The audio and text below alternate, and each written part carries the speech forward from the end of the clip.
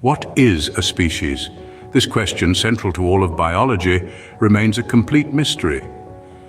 This isn't just a provocative statement. In fact, it's the title of a 2019 article that underscores the enigma surrounding the concept of species. Another headline from the same year posits, "We're beginning to question the idea of species, including our own." This mystery isn't new, though. It's been around for centuries, and it's one that even Charles Darwin grappled with. You see, the concept of species is crucial to biology. We use it to classify the myriad life forms on our planet, to understand the relationships between different organisms, and to explore the complex web of life that has evolved over billions of years. But despite its importance, we still can't agree on what a species actually is. This isn't due to a lack of trying. Scientists have proposed myriad definitions over the years, each attempting to capture the essence of what it means to be a species. Yet, each definition seems to fall short in one way or another, leaving us to wonder if we're missing something fundamental.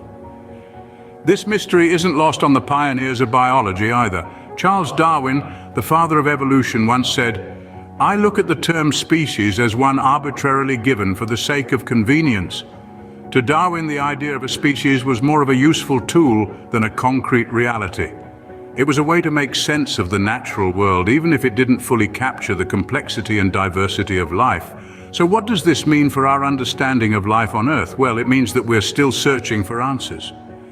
It means that despite our best efforts, the concept of species remains elusive, complicated, and wonderfully mysterious. And it also means that even the father of evolution himself, Charles Darwin, had his reservations about the concrete definition of species. Darwinian evolution, while groundbreaking, has its limitations, especially when it comes to explaining the concept of species. This is a bold statement, but let's delve into the reasons behind this assertion. At the heart of Darwinian evolution lies a materialistic approach, a belief in the power of physical and natural forces to shape life. It posits that through natural selection and random mutations, organisms gradually evolve over generations. But when it comes to defining what a species is, this materialistic approach hits a snag. The concept of species, as we understand it, is abstract and immaterial. It's not something that can be weighed, measured, or physically examined. It's a classification, a way of organizing our understanding of the world. Logan Paul Gage, a philosopher of science, explains this elegantly.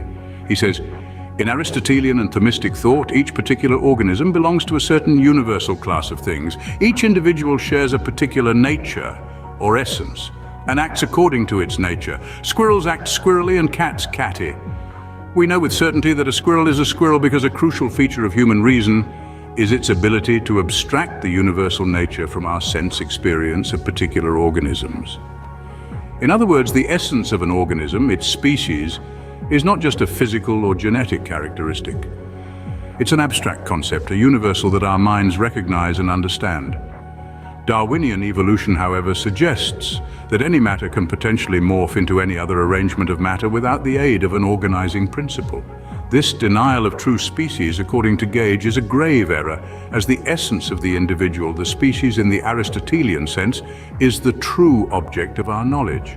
In essence, the materialistic framework of Darwinian evolution lacks the grounding to explain abstract, immaterial universals, such as the abstract concept of species. So while Darwin's theory has greatly contributed to our understanding of life's diversity and adaptability, it falls short in providing a comprehensive explanation for the abstract concept of species. And that, my friends, is one of its intriguing limitations. Can we measure the weight of a species, or its charge, or its location? Of course not. These questions highlight the immaterial nature of the concept of species. The concept of species, a cornerstone of biology, is not something that can be touched, measured, or located on a map. It is an abstract, immaterial idea, a universal class to which individual organisms belong. This is a perspective rooted in Aristotelian and Thomistic thought, where each creature has a particular nature, an essence, and acts according to this nature. Darwinian evolution, with its materialistic framework, struggles to provide a robust explanation for this concept. It suggests that any matter can potentially transform into any other arrangement of matter without an organizing principle. But this denial of true species is a grave error, as the essence of an individual, the species in the Aristotelian sense, is the true object of our knowledge.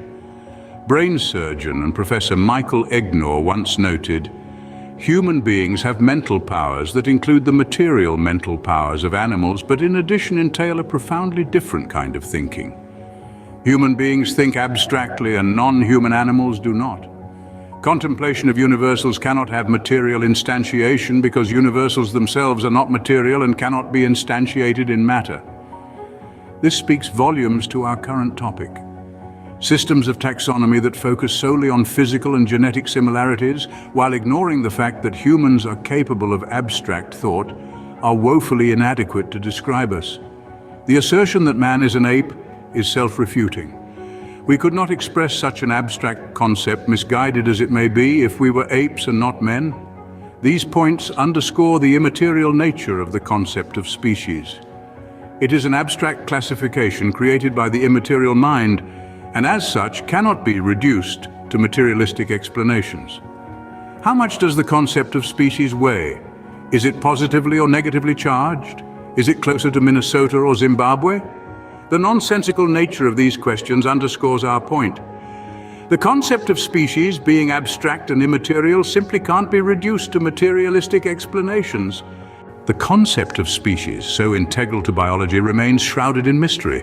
It's an abstract, universal, a term conveniently assigned to help us understand the vast diversity of life. Yet, as Charles Darwin himself noted, the concept of species is arbitrary. Darwinian evolution, with its reductive materialistic framework, falls short in providing a concrete explanation for this abstract concept.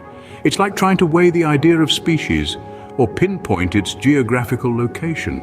Inherently nonsensical because species is an immaterial classification, a construct of our minds.